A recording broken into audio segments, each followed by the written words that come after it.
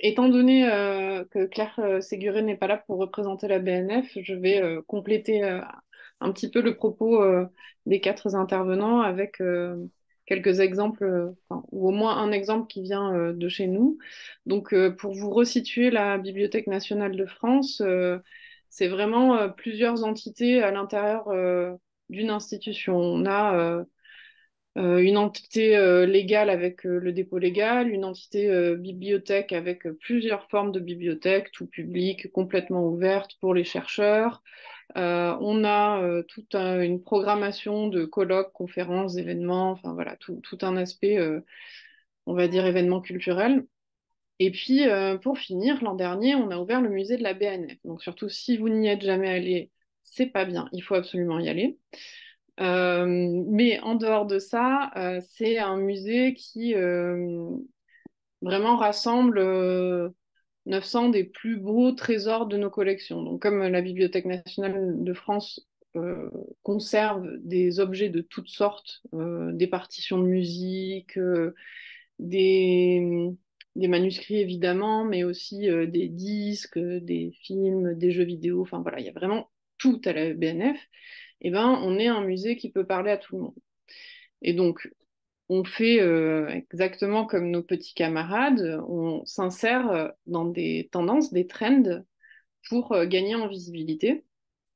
Mais voilà, il faut savoir le faire correctement parce que d'abord, en fait, on a besoin que nos communautés soient au rendez-vous. Si on fait quelque chose de très décalé, on peut être complètement hors sujet et être très mal perçu par nos communautés. Donc l'idée, c'est vraiment de trouver le juste milieu entre nos objectifs de communication, notre communauté et les messages qu'on a à faire passer. Donc ce que je vais faire, c'est que du coup, je vais vous montrer une vidéo qu'on a fait l'été dernier. Alors, attends, est-ce que je vais arriver? Hop, voilà. Alors, est-ce que vous voyez mon écran? À On le voit part, bien. je vois vos petites têtes qui font oui. Alors, je ne sais pas si je vais arriver à la jouer, mais voilà, l'été dernier, on a fait donc une petite vidéo Barbie, étant donné que tout le monde parlait de ça. Et effectivement, ça a un petit côté, mais la BNF a pété les plombs. Il joue à la poupée dans le musée. Mais en fait, nous, on a un vrai but en tête. C'est d'abord de beaucoup montrer le musée, comme vous venez de le voir, et aussi de mettre en avant nos collections. Parce que voilà, dans la BNF, il y a l'ancêtre de la poupée Barbie. Et ça, pour nous, pour que vous compreniez aussi comment ça fonctionne, c'est possible en croisant bah, les tendances, les marronniers, c'est-à-dire les actualités qui vont revenir à l'infini, en croisant nos connaissances des collections et en s'appuyant sur notre réseau de contributeurs. Dans la BNF, pour essayer de savoir ce qui se passe, parce qu'on est quand même 2500, on a un réseau de veilleurs, en quelque sorte, qui vraiment nous passent les sujets et nous les mettent en avant. Donc là, pour Barbie, nous, on connaît suffisamment le contenu du musée pour se connecter les deux idées en se disant Hey, mais nous aussi, on a une poupée. Mais par contre, c'est pas toujours aussi facile que ça. Par exemple, cette année pour Halloween, on a mis en avant, alors attendez ça, avant de partager mon écran, je vais vous le chercher, des petites tablettes de malédiction, qui sont des tablettes comme ça que on plantait dans les cimetières pour faire passer les malédictions d'une personne à l'autre grâce aux morts. Enfin, c'est une histoire très compliquée, mais c'est assez amusant. Et en plus, il se trouve que la tablette que notre conservatrice nous a pointée a une tête de fantôme. Alors attendez, juste une seconde avant que je vous partage mon écran. Je vais remettre la main sur cette petite tablette de malédiction. Pardon, c'est un peu long. Mais voilà, l'idée c'est vraiment, bon, ben, on sait que ça va être Halloween, on va essayer de trouver une façon de valoriser nos collections, le musée, etc.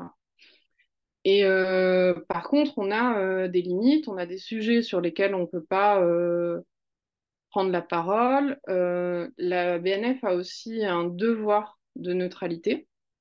Et c'est vraiment très, très, très important pour nous. C'est vrai pour toute institution publique, mais c'est très important pour la BNF parce que on est censé conserver tout, vraiment sans discrimination aucune. Donc voilà, ça y est, j'ai ma petite tablette de malédiction. Je vais vous partager ça parce que franchement, il faut voir la bestiole.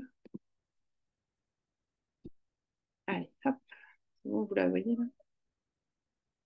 Elle est atroce, elle est horrible. Elle est là.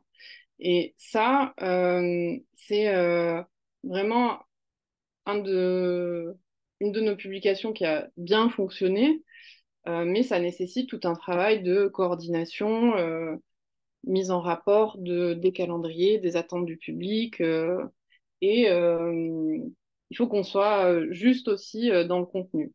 C'est-à-dire que moi, je rejoins assez bien Ravit sur l'idée que, bon, bah, oui, enfin, il faut qu'on se serve des outils de communication, des tendances de communication, mais on peut pas exactement faire tout ce qu'on veut. C'est-à-dire que quand on publie ces petites tablettes là de malédiction, eh ben, on vérifie le propos scientifique. D'autant plus quand on est la BNF. Voilà. Donc, l'idée, c'est que on joue avec beaucoup de contraintes et que, par contre, si on décide de plus jouer avec ces contraintes-là, on peut être pénalisé assez rapidement. Nous, on le voit sur l'utilisation de la vidéo sur Instagram. Jusqu'à il y a à peu près, on va dire, 2 ans, on pouvait s'en passer. Aujourd'hui, c'est plus du tout possible parce que quand on regarde les fonctionnements des algorithmes et la façon dont les gens nous connaissent, la façon dont on gagne des abonnés, et ben, généralement, ça passe par les Reels, qui sont, donc, pour la promo actuelle, des petites vidéos qui durent 1 minute 30 maximum. Donc voilà, on est un petit peu, en quelque sorte, tous obligés de prendre le pli de la vidéo et on prend le pli de façon très différente. Alors, Ravit a montré des exemples très intéressants et moi, je vous invite à aller voir les exemples vraiment qui racontent le, le- pardon, les histoires des soldats. Celui, pareil, sur pardon, 14-18, la vie d'un poilu est vraiment, vraiment parlante parce que vous l'avez sorti pour le 11 novembre. Et du coup, voilà, on a une mise en parallèle de toutes ces contraintes qui font que ben, là, on a une vraie plus-value. Et on ne fait pas juste un mème pour faire un mème. Ça fonctionne pas. Ça fonctionne pas à plusieurs points de vue. D'une part, généralement, quand on présente ça à la direction, ils nous regardent en nous disant mais pourquoi? Donc il vaut mieux avoir quelques arguments, mais ensuite ça fonctionne rarement auprès des communautés et des résultats en termes d'algorithme. Donc voilà, je vais juste compléter un tout petit peu avant qu'on passe aux questions.